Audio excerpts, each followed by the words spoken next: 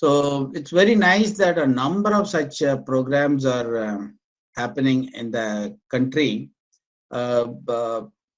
See, because of my time difference, I wanted to avoid, but then I thought it's one of my duties to, cooperate with people like you. Therefore, I decided to come back.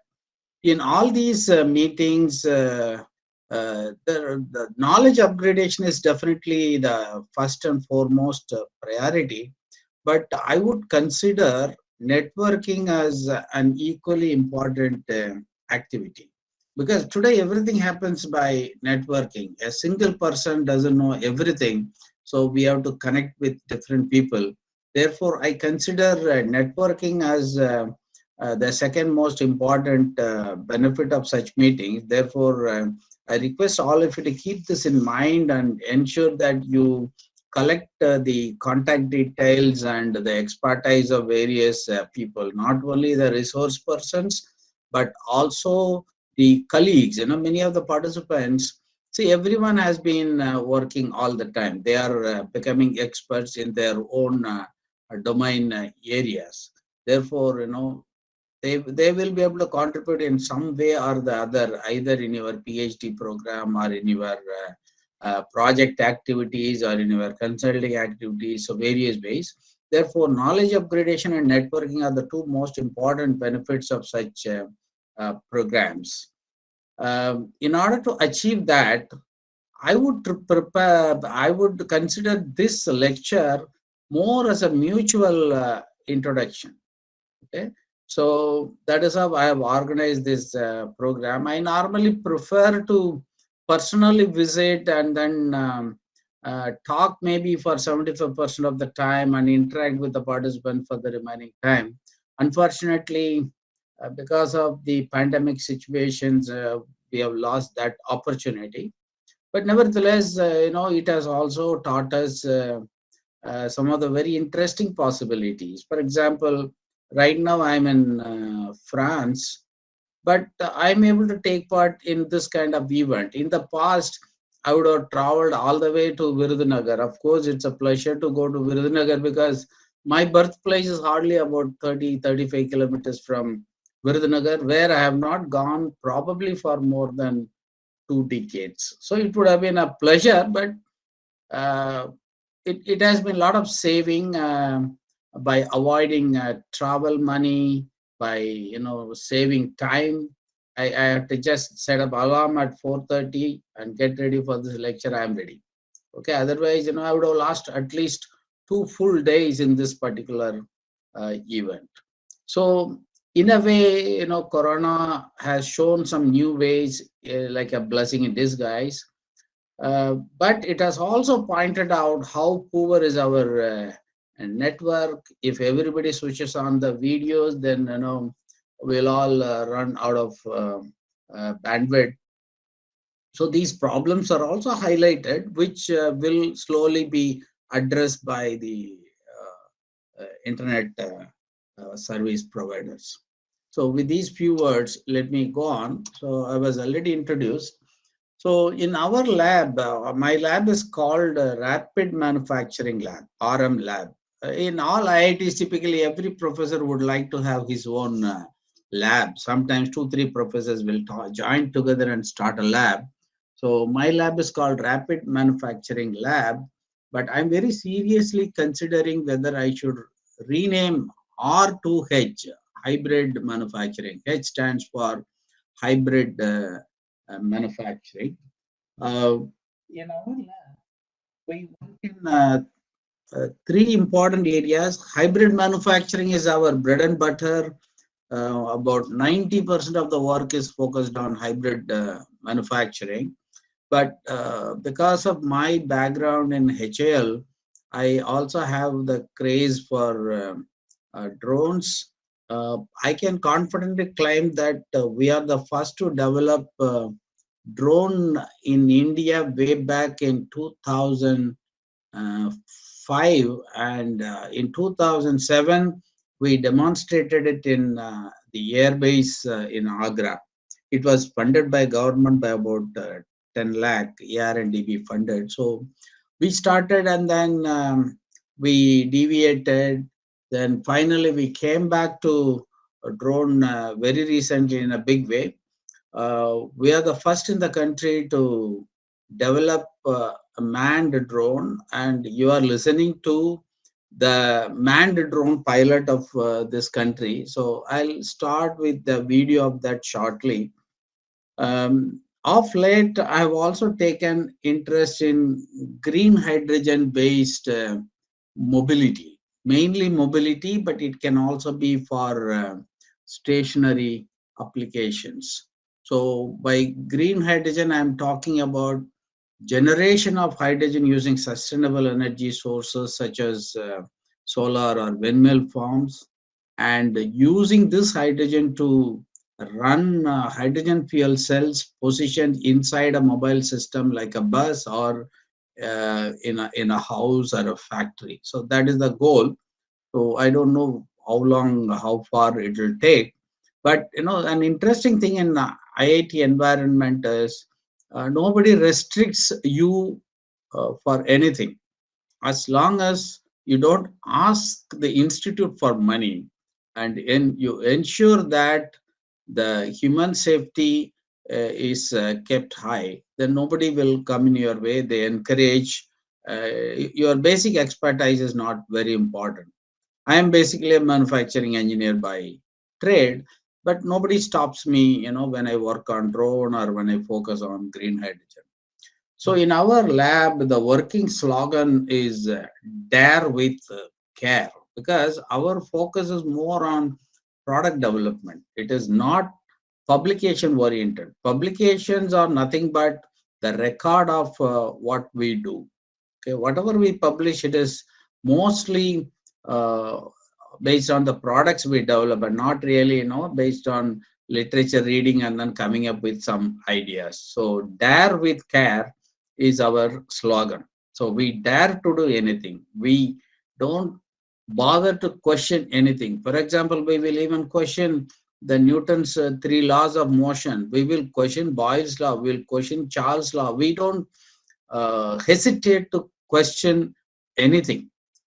Okay, so this is something which is very, very important. Inquiry is the fundamental concept of knowledge development, and we don't hesitate to do anything. When we question anything, it is not out of disrespect or because it is false, but we would like to question everything. Okay, so dare with care is our slogan, and there are three key words which describe our research activities. One is discrete, other is adaptive, and the third is hybrid. Discrete, for example, you can say that all the data format, geometric data for 3D printing, is given in the form of what is known as STL file, stereolithography file format is STL file. It is nothing but describing the outer boundary of an object as collections of triangles. So triangle is not the best geometry, but it is the simplest geometry. So very often discretizing and then attacking the problem becomes easier rather than trying to achieve the best solution in one go. So discrete is one of our key words. Similarly, we also use octree based representation for our NC simulation activities or manufacturing simulation activity. There again, we try to represent an object as collections of cubes of different sizes or adaptive sizes. That is where adaptive comes into picture. So we try to represent a three-dimensional object in an adaptive way. So same with STL file also. When you talk about STL file, the triangles are all are not of the same size. They vary in geometry, they vary in size. They are not, all not isosceles or standard triangles. They are of different type. Essentially, they are non-collinear 3 points defining a triangle. That's all. So you have understood discretization, you have understood adaptivity, and the third important thing is hybrid. I'm going to talk a little more about hybrid. Okay, so what I'm proposing now is first I will talk about the two areas in which I have diversions. One is drone, other is the green hydrogen, because they don't occupy too much of time. After that, we will jump into hybrid manufacturing. Initially, I was thinking of 90 minutes since time is short. With this, we may be winding up the lecture. So when I say hybrid manufacturing, don't think that I'm talking something away from the theme. The theme is 3D printing in today's program. And the only thing I'm not going to touch upon is the organ part of it. Otherwise, hybrid manufacturing is closely related to 3D printing. By hybrid, what we are meaning is hybridization of multiple processes. For example, hybridizing material addition and material subtraction. Material addition is 3D printing. By the way, there are three common terms used to represent the same technology. 3D printing is the word common public know very easily. It is used by various users. Okay. Whereas a more technical term is additive manufacturing. Okay. Uh, while 3D printing as a term tells people what the technology can do to us, additive manufacturing hints on how we do it. Okay, it tells something like you have nothing and then you put material in an additive way and then you build up. Whereas when we talk about machining, you start with a bulk of material and then start sculpting away, start removing the material. So machining is a subtractive process. Uh, Additive manufacturing or 3D printing is an additive process. So we want to use these terms for two different group of people. 3D printing says what it can do for us, so that is mainly for the users. Additive manufacturing tells how it happens, so that is meant for developers and researchers. Before these two terms were introduced, these two terms are hardly about 20 years old, whereas this technology is again young, but more than 34 years. 1987 was the launch of the first 3D printer in the world. I was doing my PhD literature review at that time in IIT Kanpur. I was amazed to see the kind of new technology that is emerging. So I was lucky to monitor and watch the growth of this technology since the beginning, because that was the time I was doing literature review.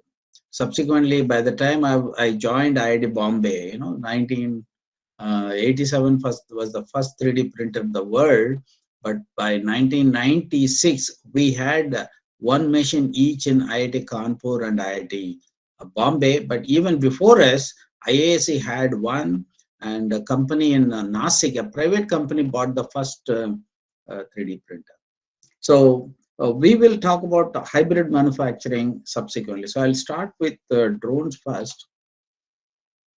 As I said, we are one of the earliest, or probably we are the first.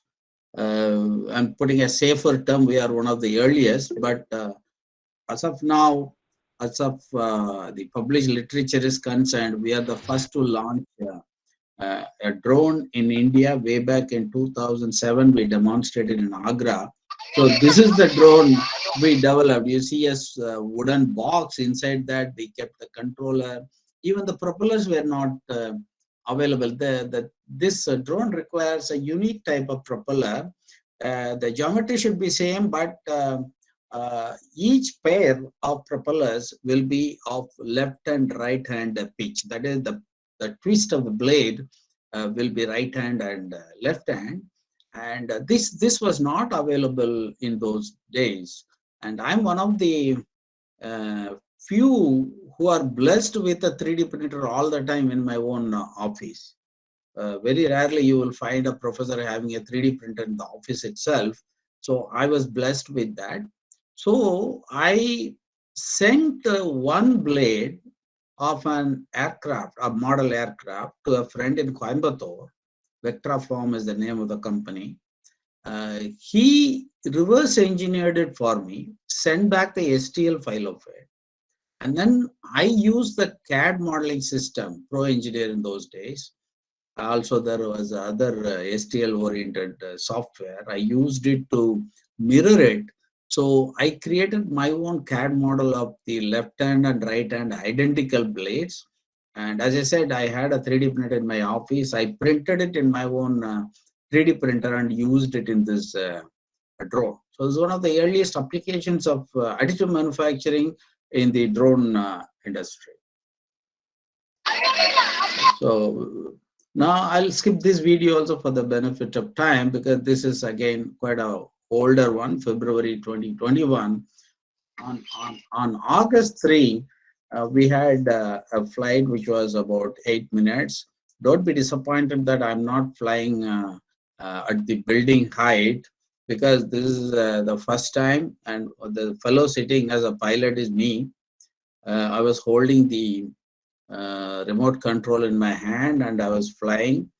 You'll also see that we are using football as our landing gear, because in the beginning, I'm not a professional pilot, but then I cannot allow any of my students to take the risk. You will, when it flies, you will see that these propellers are very close to me. They are hardly 2 feet or 500 millimeter away from me. They revolve at something like 3000 RPM. They are worse than Vishnu Chakra.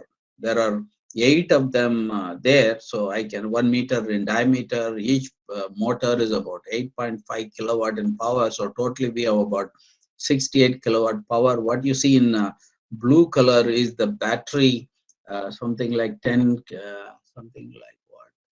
I think 10 kilowatt hour energy pack. Our operating voltage is about 60 volt. So you'll find very interesting thing, like we use stainless steel tubes, 10 millimeter by 10 millimeter, and this drone had the tube's wall thickness 1 millimeter. Recently we fabricated the same structure out of 0.5 millimeter wall thickness.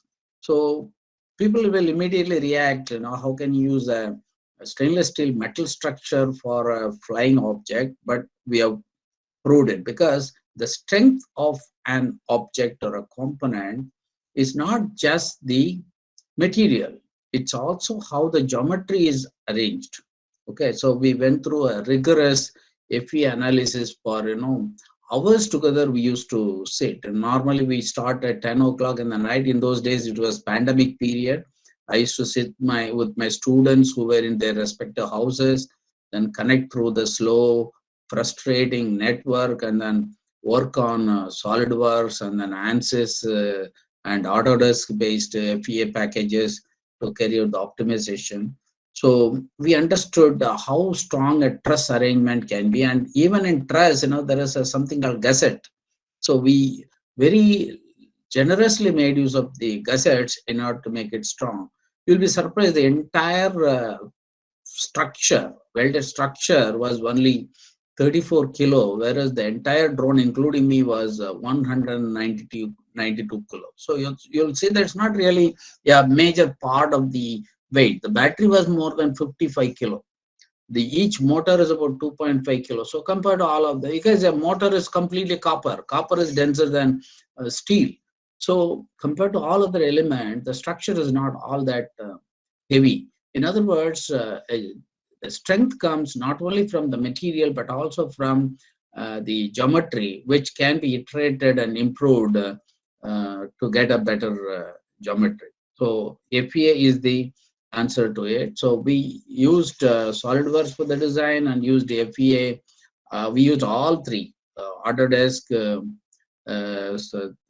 FEA package. SolidWorks itself has its own FEA package. Then ANSYS is outside both of these CAD systems.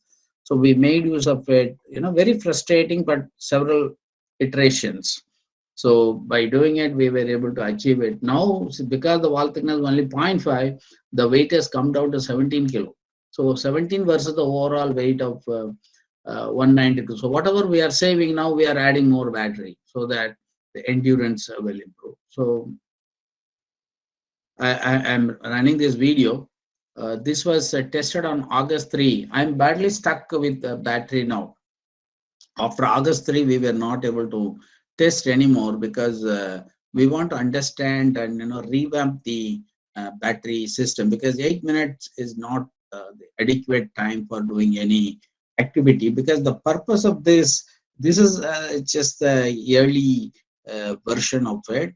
It has to increase in the flying height. It has to increase in the endurance. We want it to have at least 2 hours of endurance before recharging or refueling. Unfortunately, battery can never give 2 hours of continuous run. It is possible for ground vehicle, but certainly not for flying objects. The battery density, power density in a battery, power to weight ratio is not adequate. Therefore, we need to necessarily go for a hybrid system. So once again, hybrid is coming into picture. So it's going to be a hybrid drone where we will have IC engine running alternator generating electricity, which will be converted into DC, and then that will be used for driving the motor. So presently it is battery based, but in future it's going to be a hybrid thing where battery will act only as a backup device. So this is what we have done.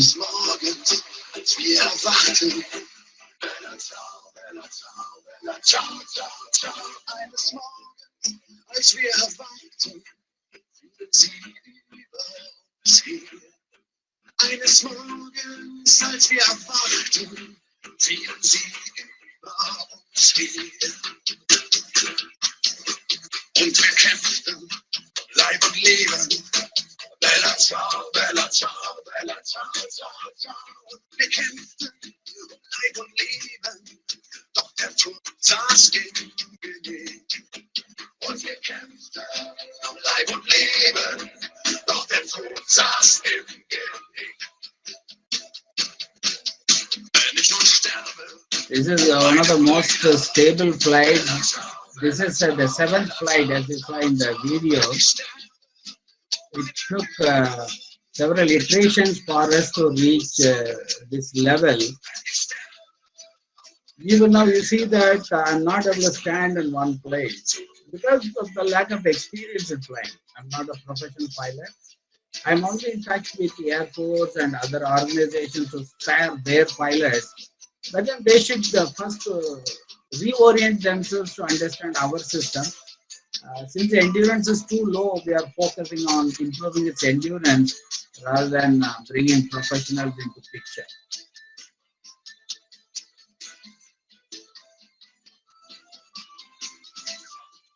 That's my PhD student who is working in this area. Very daring girl. Okay, so this will continue for 8 minutes. Okay, so before we make a full-scale version, we normally make a scaled version. The pipe was of the same size, so we use laser cutting to perforate it to make it light enough. So this also flew. So will not spend too much of time. So we test in scaled version. This also me. In those days, I had a big beard, Corona beard. So after testing it on this,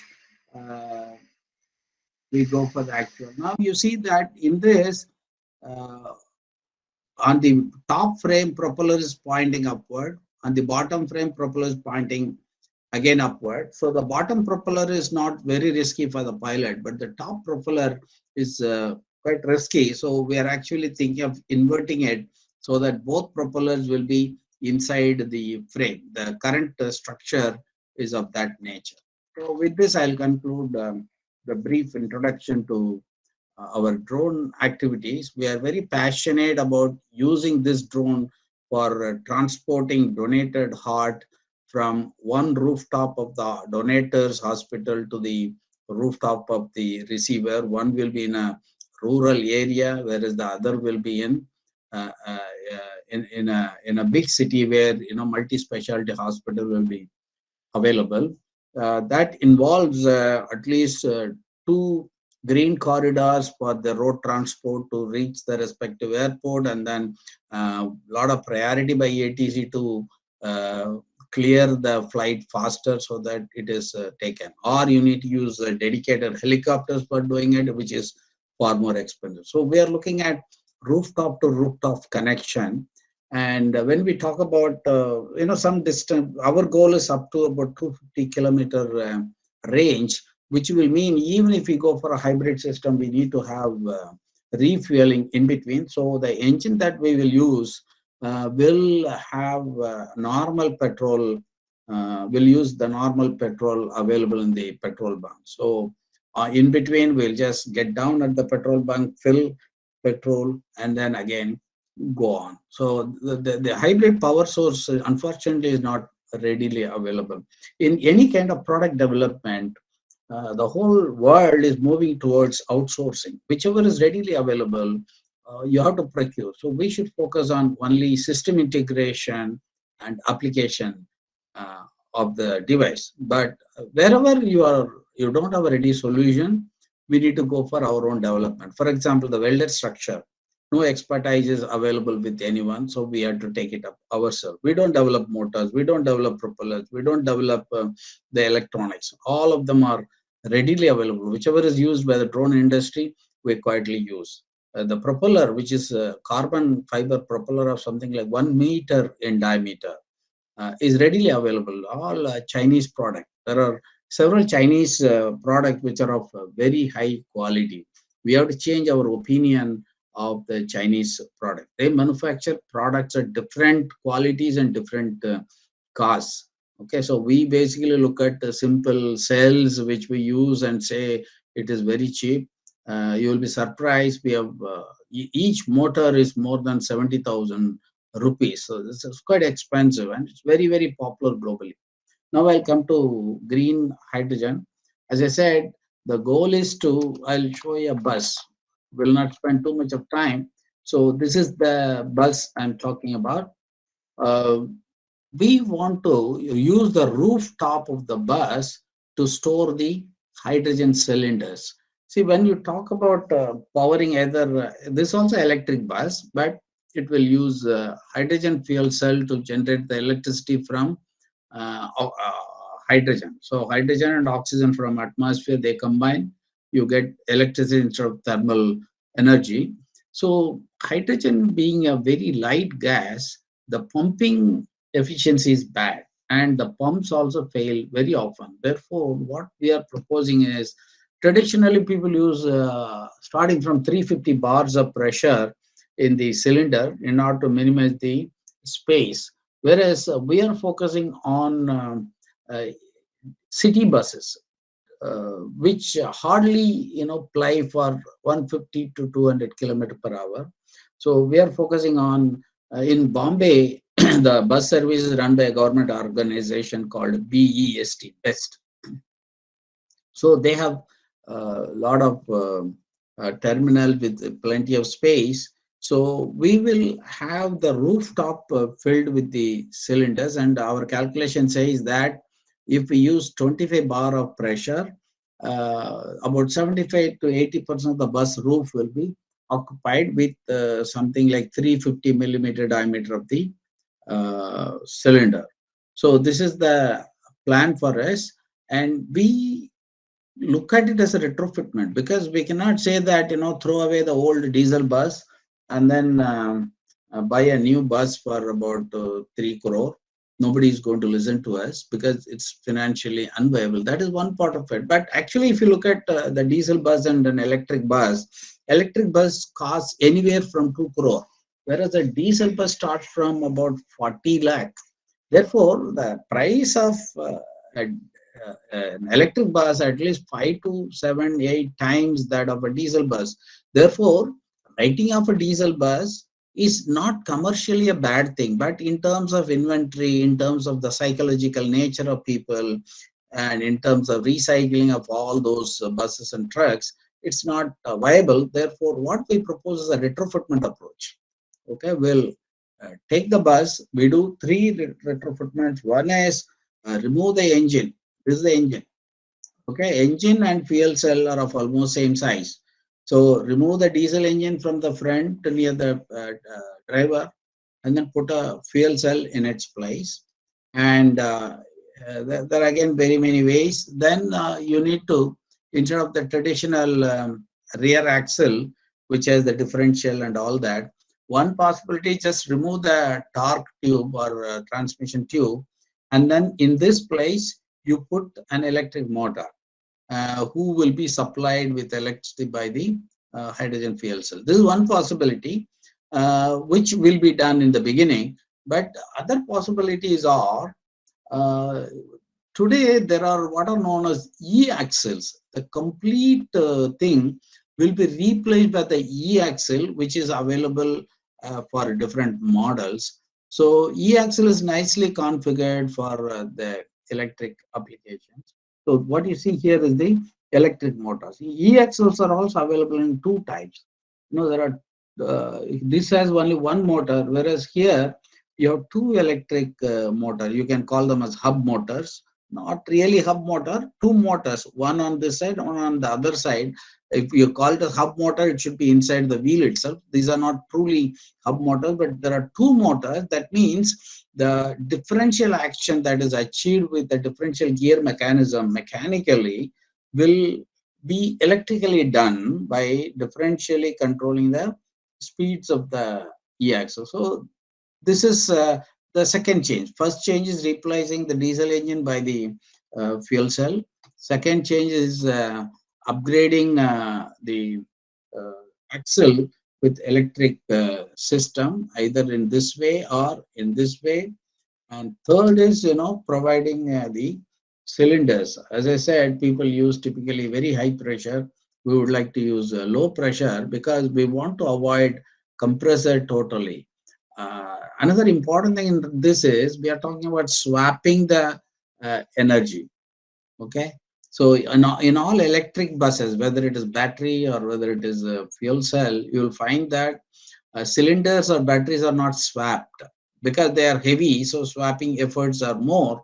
But when we talk about a city bus transport, they have plenty of arrangements, so you can go to a special arrangement like this. You can have a crane and mechanized systems or automatic systems, and you can facilitate it nicely. So it's not possible for a routine bus, but it is possible for a city bus. Our project is primarily focused on city bus. Okay, so I have taken more than half an hour. No, I started. I wrote the time. I started at 5:30. It's 35 minutes almost. So I'll go up to 6:30 is my time. So you can count from your time. Okay. Okay, so coming to uh, the third topic, which is hybrid manufacturing. We have been doing reasonably well in additive manufacturing. When I was in HAL, I joined HAL in 1984. I was posted in the Kanpur division in 1985, exactly in October 1985, I joined there. I was fortunate to be exposed to the conventional machining machine shop. I was there for about 6 to 8 months. Then that was the time the HL Kanpur took up a project to build Dornier aircraft in collaboration with the Dornier Germany. So it's a 19-seater aircraft. So for that, a lot of upgradations took place. In those days, there was no CNC facility in that division. So we were involved right from the beginning in modernizing the factory. So I was transferred to the CNC facility. So I was exposed to the best of the CNC technologies. So we ordered a very huge CNC machine. The X traverse alone was 17 meters. You can visualize. It is bigger than a hall. 17 meters was the X traverse, about 2.5 was Y, about 2 meters was Z, and it had a very interesting 5-axis kinematics with two tilting arrangement for the cutter. It's a beautiful 5-axis machine. Even today, that is the largest CNC machine. So all along, I have been very lucky. So what I did was certainly a very hard work. I've been always doing a lot of hard work and doing multiple things at a time. But I've been very lucky to get involved, get exposed to the latest things. So my entire career in HAL was like a training period, and that's the time I did both my master degrees. The CNC machine became an inspiration for me to take up PhD in IIT Kanpur. So we have spent in this particular project called hybrid layered manufacturing. This is the term we coined way back in 96 or so. We call it as hybrid layered manufacturing. So layered manufacturing is nothing but additive manufacturing. By hybrid, we are talking about hybridizing the material addition and subtraction. This again did not happen by a great innovative thinking. Okay.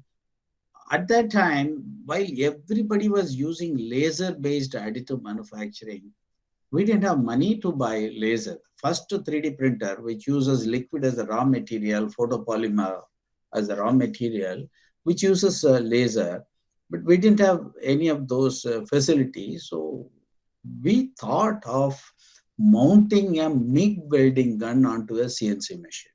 Okay, you know how MIG welding gun works. It's like Shivakashi Pataka, crackers. That's how in building constructions you see the welding operation. A lot of sparks come. So we decided to make use of that technology for additive manufacturing. Now you can visualize what kind of layer thicknesses you deal with that. Even FDM, which is the cheapest 3D printer, the layer thickness is of the order of zero point 0.2 millimeters, whereas when you do a welding operation, the layer thickness you get will be anywhere from 2 millimeters to 3 millimeters. So you cannot definitely think of having 2 millimeter layers and still produce a component because it will be very, very rough. So we decided to do machining. So that is how the concept of hybridization came. It was not by choice, but it had to be done. Okay, so we conceived the idea of hybrid layered manufacturing related to MIG-based system, but then today it has become so popular. It is known as WAM, WAAM, Wire Arc Additive Manufacturing. Okay, so WAM has become a very popular term, but we are one of the earliest to adamantly stick to arc-based additive manufacturing simply because we didn't have money. In those days, getting funded projects not very easy. Today, you will see that we have completed at least projects worth 15 crore, and currently in our lab, more than 25 crores of funded projects are running. And in all these funded projects, about 25% money comes from private organizations. We have L&T, who has recently transferred 1.4 crore for a project of 5 crore in size. Rest of the money comes from Government of India, either DST or MHRD or Minister of Heavy Industries. So because of my industrial background, I'm able to connect with the neighboring industries. If I see my students sitting in front of the computer in the morning at 10 a.m., they will get a lot of firing. So they have to either work on the machine or they should be out of the campus visiting some industry or some shopping. So that is our research approach. Our research is based on product development. And if you have to develop a product, literature alone is not enough. Using literature, you will read, you will understand the existing technology, you will understand the gap in the technology, but then you will use that knowledge to conceive your product. Once the product is conceived, how you are going to fabricate, what are the standard components you are going to use. So unless you know the market, you will not know what are the standard products available. Unless you visit the industry, you will not know what are his capabilities. For example, we know about MIG welding and TIG welding. Standard question we ask in the exam is, what is the difference between MIG welding and TIG welding? Okay. Now you go to the industry and ask, I want to do TIG welding. No, most of them don't know what is TIG welding. They will say, oh, argon welding. They will call it as argon welding. Okay. So the terms they use are different. What we talk is different. What we use in their parlance is different. So unless you visit them very often, you will not be able to understand them. I don't know whether the video can you please tell me whether you heard the audio coming from the video last time? One of you, please. Yes, sir. That time it was audible. Audible, no? Okay. Because Yes, sir. this also has audio, but some people complained that the audio did not go. In that case, I can explain it. Yeah, maybe Okay. their So, broadband has some issues, sir. But from our end, okay. it is audible, sir. Okay. So in case you didn't hear the audio of this, you let me know immediately so that I'll continue with the explanation. So we call this machine as a multi-station, multi-axis hybrid layered manufacturing system. Now, this is a very, very interesting machine which evolved over the last 25 years. This is my flagship project.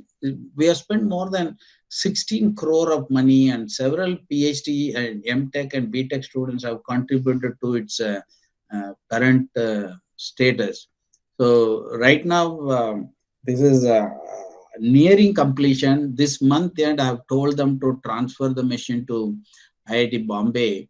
I'll show the video. It's a culmination of our 25 years of work and about 16 crore of funding from various agencies, not one funding agency. Go to one funding agency and say, I want 16 crore, they will throw you out. So it's based on, starting right from 25 lakh, 30 lakh, 5 crore. So we got money like that.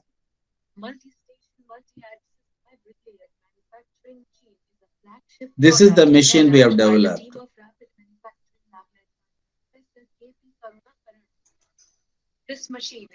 Is the audio okay? Yes, sir. But volume is too low, sir. Okay, let me. Okay.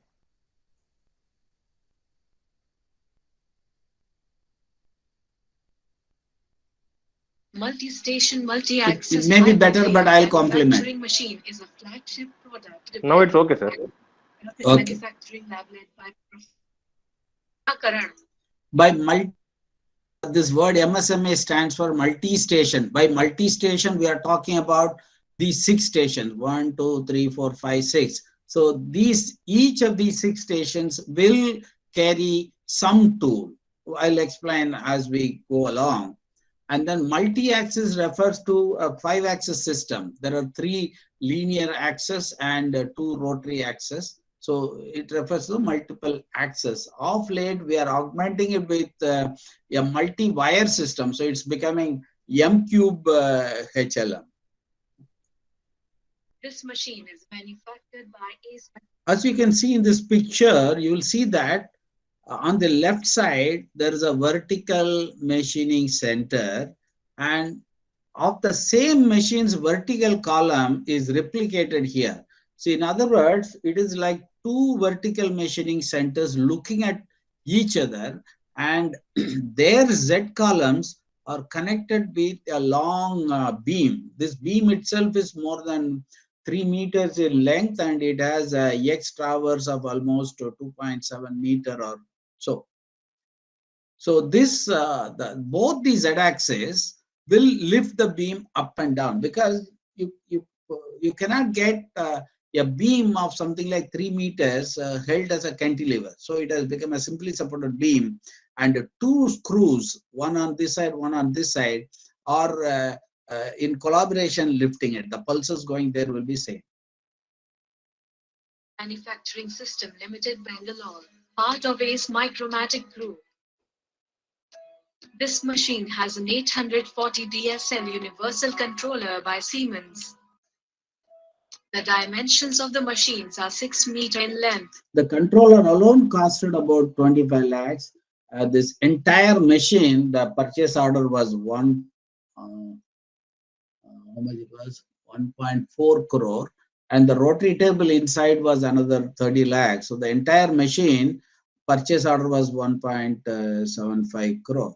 3.5 meters in width and almost 4 meters in height.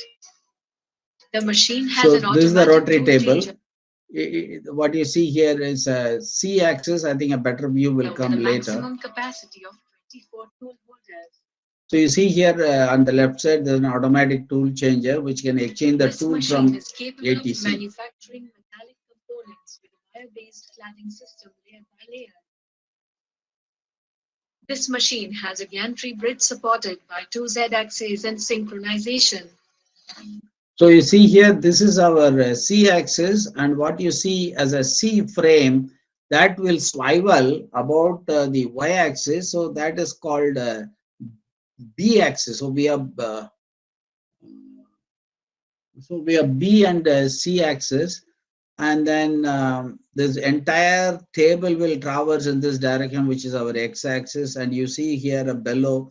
So there's a movement in this direction, that is our Y axis. That means X, Y, B and C are on the substrate which will be mounted on this table, and this entire beam is lifted and lowered, which is our Z-axis. So we have 6 stations. In the first station, we have mounted, right now these are all empty because the video is almost 4 months old. So here we have mounted a camera which will look at the surface of the cladding and then find out the defect. And then here we have mounted MIG welding gun. I'll show the photograph of it. Here it is left empty. It is for TIG weld. No, here it is laser cladding, and then here it is TIG. And here we have a hammer for the purpose of stress relieving. Here we have mounted a preheater. I'll show them in a separate snapshot later.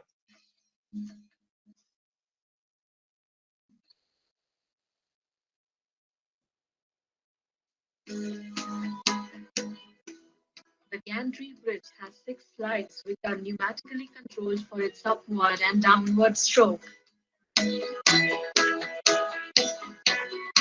This machine has got the 5-axis movement with a tilt rotary table.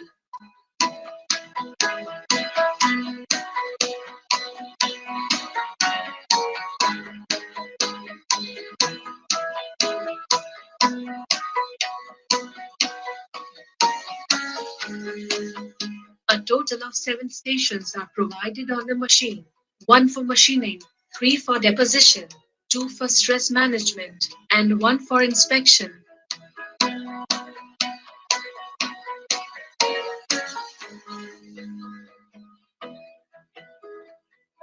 Thanks for watching.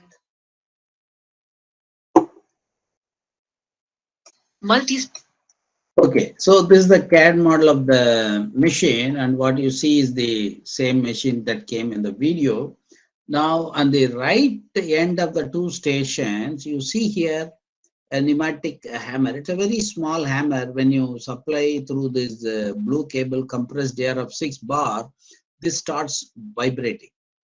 Okay, so this hammer is used for hammering on the surface in order to relieve the stresses. When you deal with metallic components, the heat you input is extremely high. That is one part of the story. The other part of the story is you don't put the heat uniformly. For example, look at a casting process.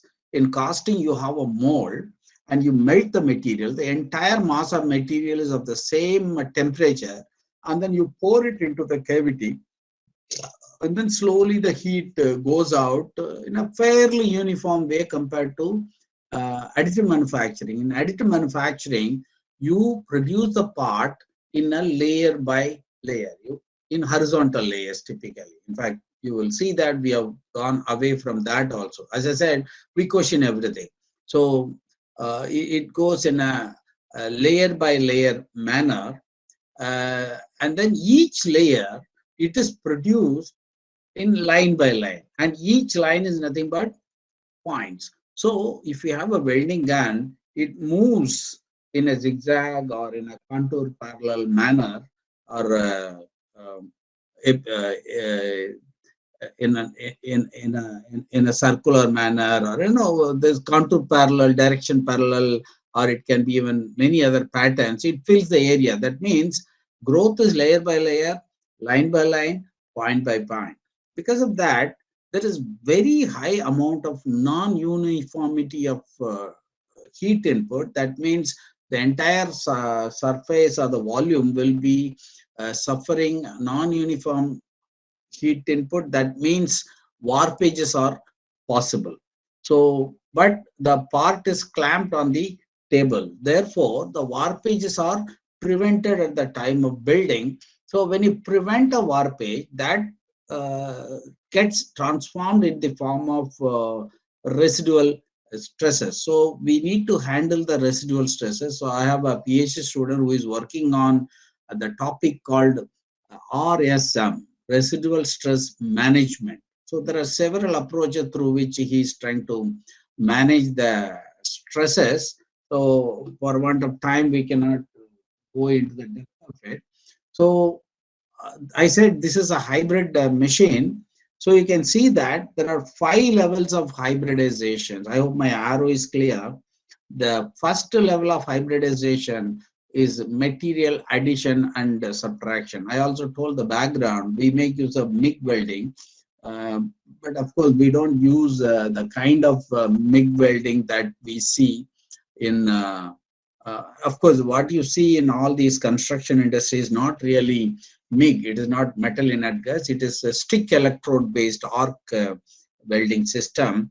Whereas we use a very sophisticated MIG welding process from a company called Fronius. Their product, their proprietary technology known as CMT. You see in this picture, CMT stands for cold metal transfer, and this is the name of the company, Fronius.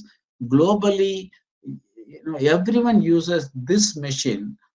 Fronius is very, very popular. So if you have any plan of going for arc-based additive manufacturing, BAM, then you should always consider blindly Fronius machine. Take it for granted that I am not a salesperson from Fronius.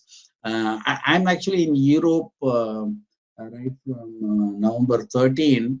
I spent about 10 days in Germany, Frankfurt. There was an exhibition called Form Next. Form Next happened from 16 to 19, 4 days of exhibition, which was devoted only for additive manufacturing. Earlier, it was part of Euro Mold. Some stalls used to be there. I have attended, this is the 4th time I have attended this particular event. You can see various types of machines. So I was exposed to several of these technologies. Everywhere, wherever there was a VAM, it was only Fronius, because Fronius, in fact, my selection of Fronius itself was an interesting story. I had a funding of 26 lakh way back in 2001. At that time, I had one, we need to fondly and gratefully remember people who guided us. There was a person called Shankaran in my review committee appointed by the funding agency. Shankaran was a general manager or assistant general manager in L&T Mumbai, very close to us, about 3-4 kilometers away from us. That gentleman was in the panel. L&T in those days was representing Fronius welding system, because L&T for their pressure vessel design and manufacturing, they use welding in a very, very extensive manner. So they were also representing Fronius. They were using Fronius extensively for their manufacturing activities.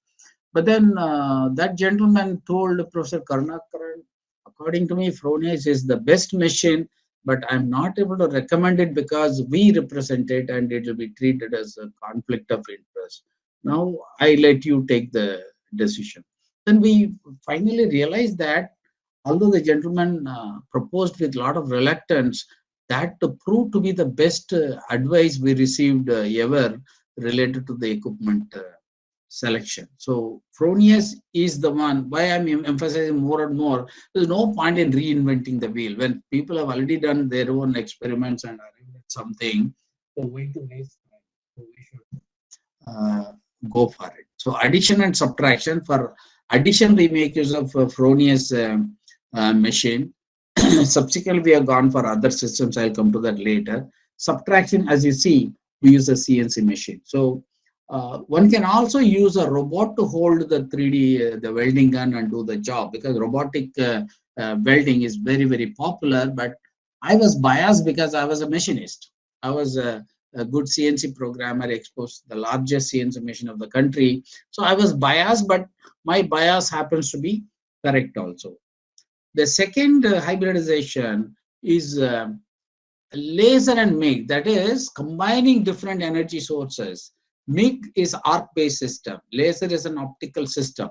Laser, as you all know, it's very precise, but very slow compared to MIG and more expensive than MIG. Whereas MIG, just the opposite of it. So we started with MIG because we didn't have money, but subsequently our good rapport with the industry and the funding agencies, we were able to generate a lot of money. So we had an Indo-UK project, which was about 4 crore funding. Now, when you get more money, there are also more problem, because typically my experience with DST is they approve something, they finally stop at something.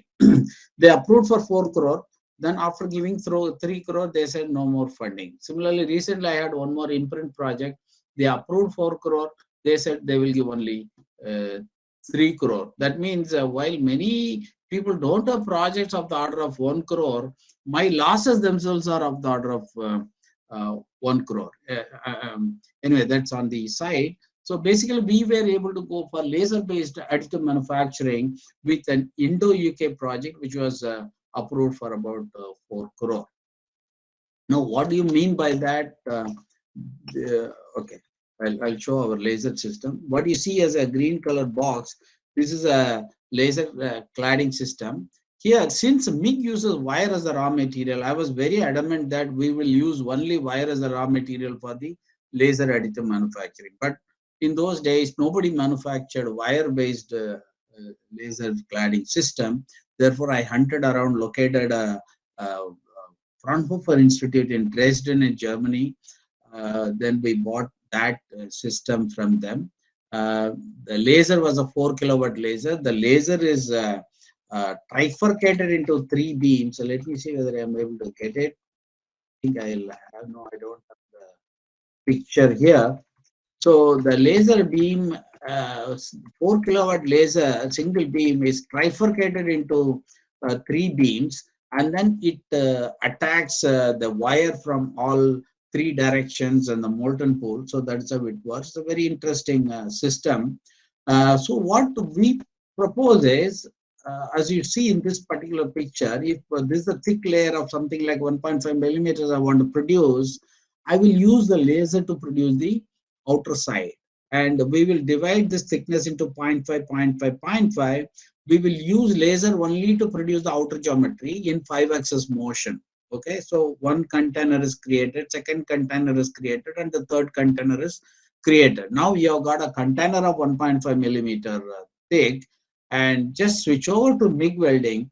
The green color is the MIG clad material. So fill the inner area quickly with the MIG welding system. So this way we are trying to combine 2 different energy sources and 2 different kinematics. You know, the MIG requires only 3-axis deposition, whereas laser will be used in 5-axis deposition.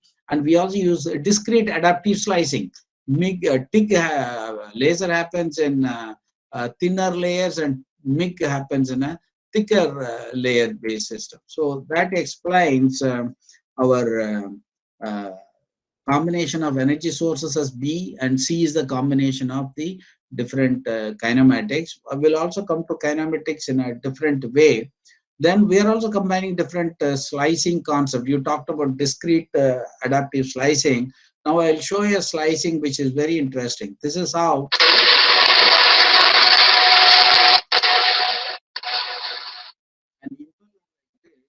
we clad and produce by layer manner. Then in all additive manufacturing processes, I think people will explain you later in the subsequent lectures, you need always a support mechanism.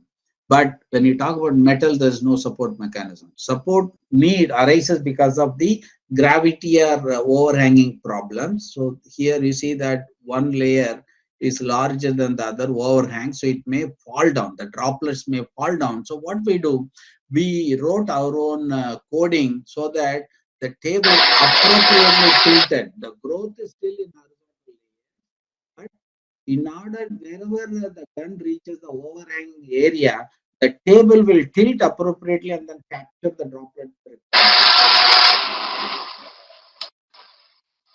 So this is how first we used our 5-axis additive manufacturing. At that time, growth was still horizontal.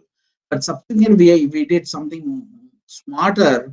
What we did, we took the impeller geometry, divided into a hub, which is a simpler geometry, and blades, which is far more complex. Hub was produced using 3-axis cladding, and then we deposited the blade in a conformal way.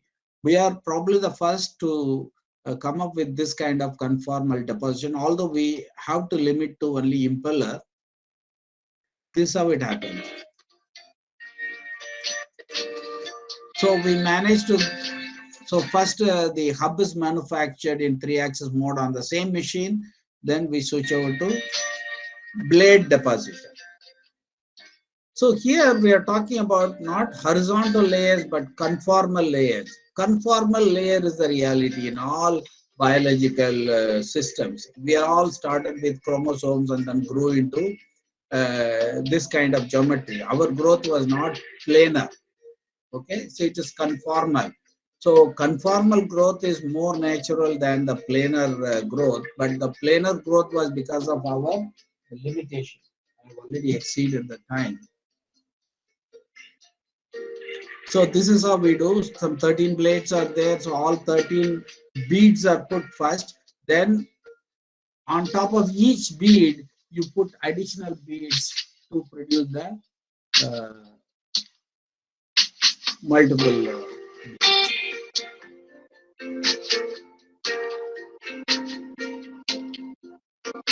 So this is how we obtain the part. Okay. So I've explained different levels of hybridization, addition and subtraction, multiple energy sources, multiple kinematics, and in terms of slicing, it can be a planar growth or it can be a conformal growth. Finally, I'm also talking about multiple materials. As I said, warpages happen in additive manufacturing because of the non-uniform distribution of energy. So you can see that at the bottom, you can see a warping, a cup-like shape happening. So when a part is built initially, there may not be much of warpages because you do the deposition within about 5 hours of time. But once you remove and then keep it in a shelf in a free condition, you see that cracking happens. So this is H13 tool steel material. Because of the residual stresses, slowly the stresses got relieved in the form of a crack. This is very dangerous. Therefore, we have to relieve the stresses in each layer, and it is very similar to massaging because the kind of residual stresses you get on additive manufactured part is always um, tensile in nature. I'll not explain why tensile, but please take it from me that stresses can be tensile or compressive, not necessarily for component, also for us or any biological system. So you say I'm in exam tension, and you, when the boss is in front of you, you are in compression, you are under pressure. So similarly, components also suffer addition and suffer tensile as well as compressive residual stresses. So there are several ways of doing it. For example, if you sing in the bathroom, that is a way of relieving your stresses. If you go to the ground and do running, that's a way of relieving your stresses. You get angry and slap somebody, that is a very catastrophic way of relieving the stresses, which is what we are trying to avoid. So we use things like shot blasting, we use hammering. So this is the hammering operation. So after we clear the layer,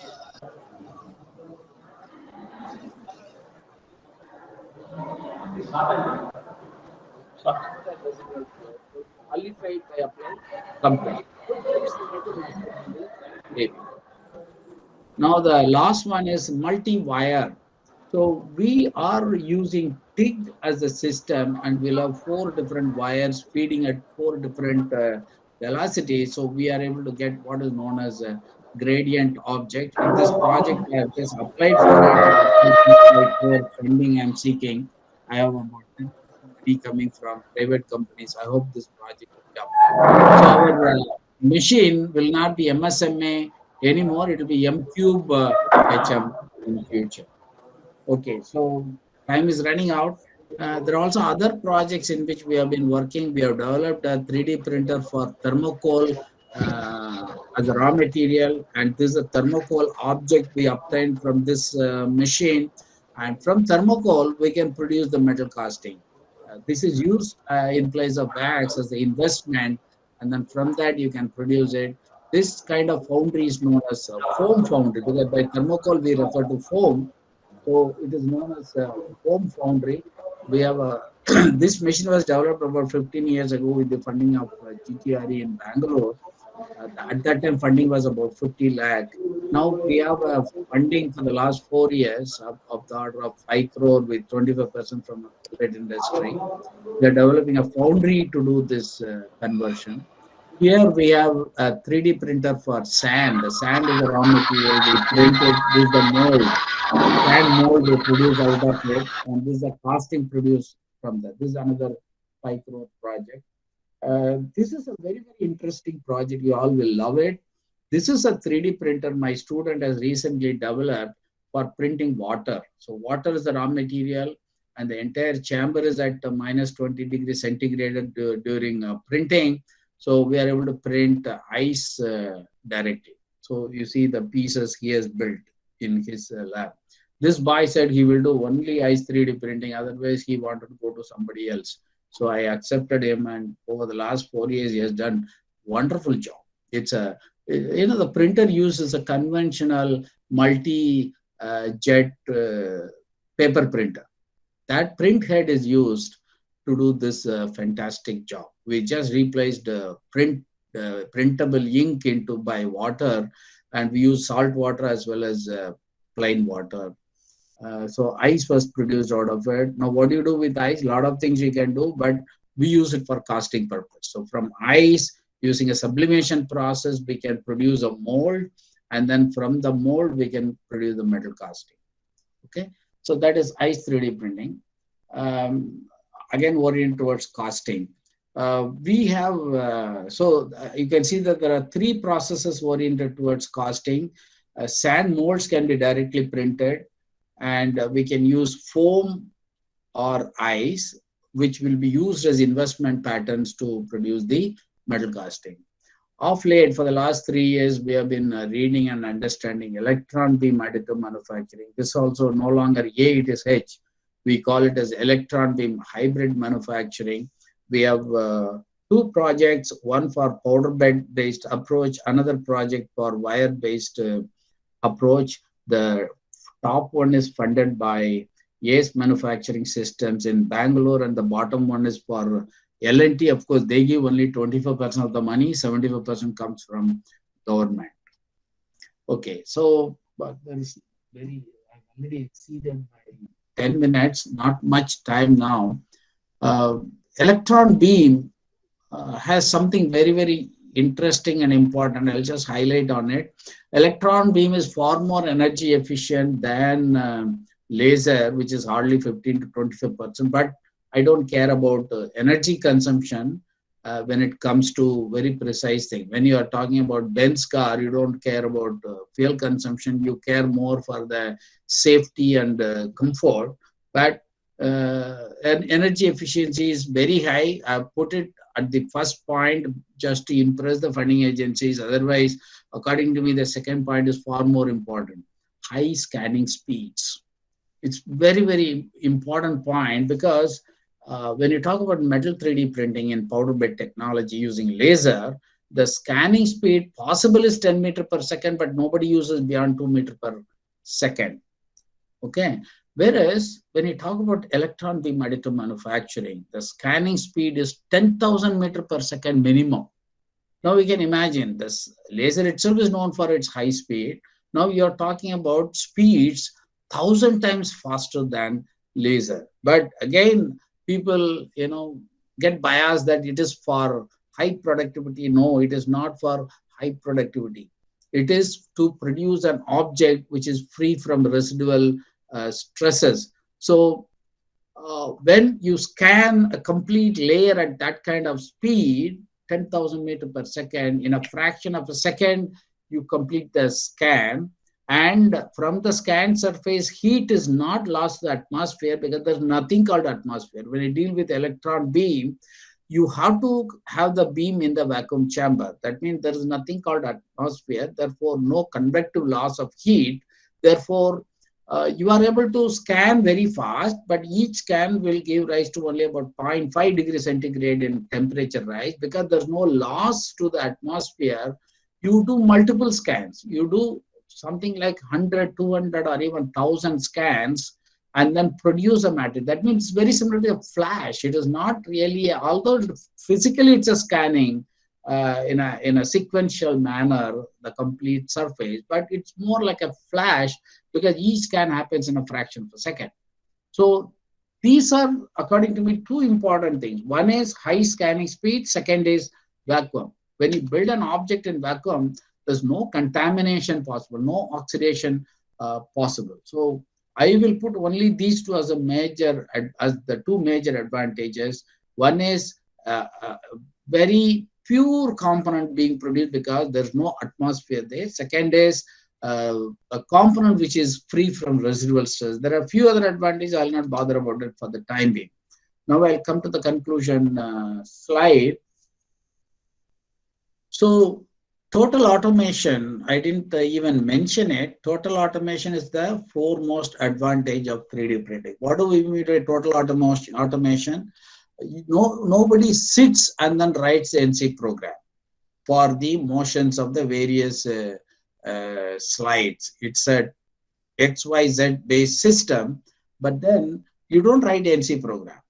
The system automatically writes its own NC program. In other words, what is known as computer-aided part programming, or CAPP, is also automatic. That means you directly give CAD as the input to the machine, and the machine itself decides how it should slice, how it should move the tool head, what are the sequences, all that it decides on its own. That's what we mean by total automation, because NC programming activity takes a lot of time. It's a bottleneck for CNC manufacturing. So total automation is the foremost advantage, because of which this product development cycle time came down drastically. So that was considered as a first and foremost advantage of 3D printing. But subsequently, people realized that apart from these, there are also some very unique geometric and matrix capability. By geometric capability, on the left side I have shown, assemblies can be built directly. Instead of making individual components from various vendors and then bringing them together and then assembling it, ensuring that bill of material is fully available, all that is gone. You can print assembly directly. You can produce ducts or holes which could be of any nature. Here, this is our own component. We built it for IIT about 15 years ago. Here you see that there's a hole which is going straight. It takes a circular path, comes out. This is a cooling jacket used in one of their molds to eliminate a defect. So in other words, you can produce very complicated ducts.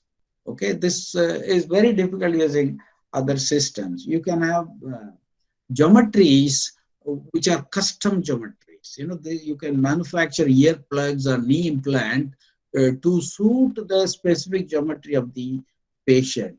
Very complex geometries are possible. On the other side, we are talking about material complexities. Today, you name any material, whether it is, I put the materials only into three groups: polymers, ceramics, these two are the non-metals, and then metals. So these are the three groups of materials. Any kind of material today is possible using 3D printing. Apart from that, the material can vary. The outer geometry defines, STL file defines outer geometry, but even inside, you can have the geometry as well as the presence and absence of the material, or geometry, composition or porosity. So here you see a component which is having honeycomb-like structure. So porosity can vary within the component the way you want. Okay. The other thing is you can have a composition varying all along. I showed a TIG system where you can have 4 different wires feeding at different velocities. If we can achieve it, it will be possible to achieve different compositions at different points, different porosities at different points. This is known as gradient matrix, or people popularly use the term functionally gradient matrix, but gradient matrix is enough. So these things are becoming possibility. In nature, no material is homogeneous. Whether you take a stone or look at a wooden piece, or most of the natural materials, they are not gradient. Only man-made materials are homogeneous. Okay. So these are the interior complex. Because of the interesting geometric and matrix capabilities, 3D printing is influencing in a far different way than any other additive, any other manufacturing process invented so far. That is why I call this technology as a disruptive technology. Okay, it disrupts the way you think, the way you use the technology. Therefore, a new area called design for additive manufacturing or design for hybrid manufacturing is becoming more and more important, because you also need to know how to deploy and exploit the technology, because the technology has its own, not only the advantages that I've explained here, it also has a limitation. For example, the surface finish of a 3D printer is pathetic. The cost of a 3D printed component is at least 20-30 times the normal component. So you have to identify specific applications where you are able to justify the use of 3D printing technology. So today the technology is mature enough that if we can model anything in a CAD system, it is possible to print it. So a combination of various technologies are available. Various types of 3D printing technologies are existing today, using different forms of material, powder, wire, granule, and different compositions. So if you can model it in a CAD system, today it is possible to print it. So with this, I conclude my formal presentation. If you have any questions, we can interact. Thank you for Thank your you very presentation. much. And now I would call upon the participant to feel free. If you have any queries, you can ask Karunakaran, sir.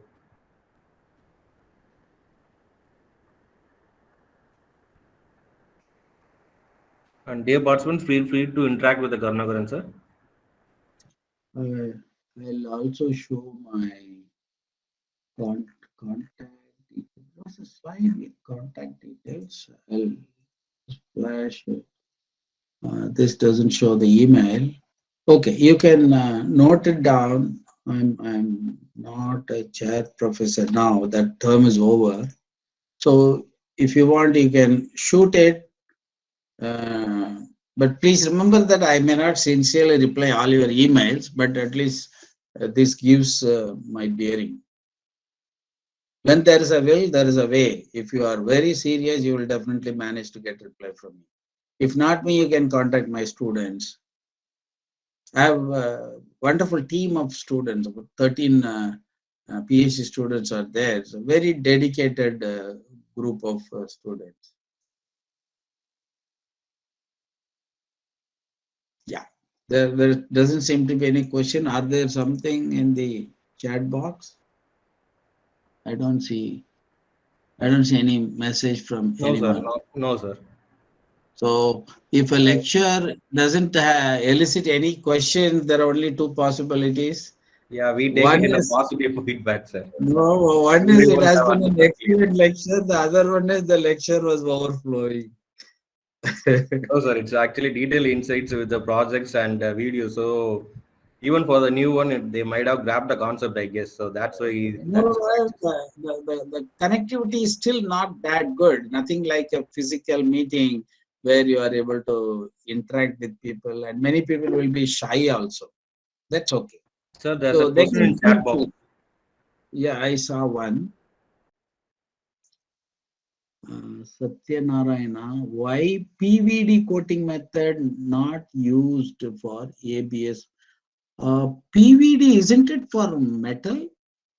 I'm not sure. I have seen PVD used for metals, whereas ABS is plastic. That may be the reason, but probably you are talking about evaporation and deposition. PVD coating is of the order of a few microns, whereas ABS normally is deposited of the order of 0.2 to 0.3 material. But coating or this PVD approach is also used.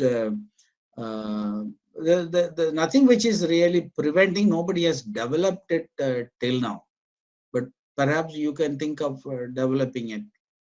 PVD basically uses electron beam to evaporate the material, metal. In a way, you can say that our electron beam additive manufacturing is a kind of process. But there we are not talking about creating a full coating. Ours is different from coating. We go in a line by line manner.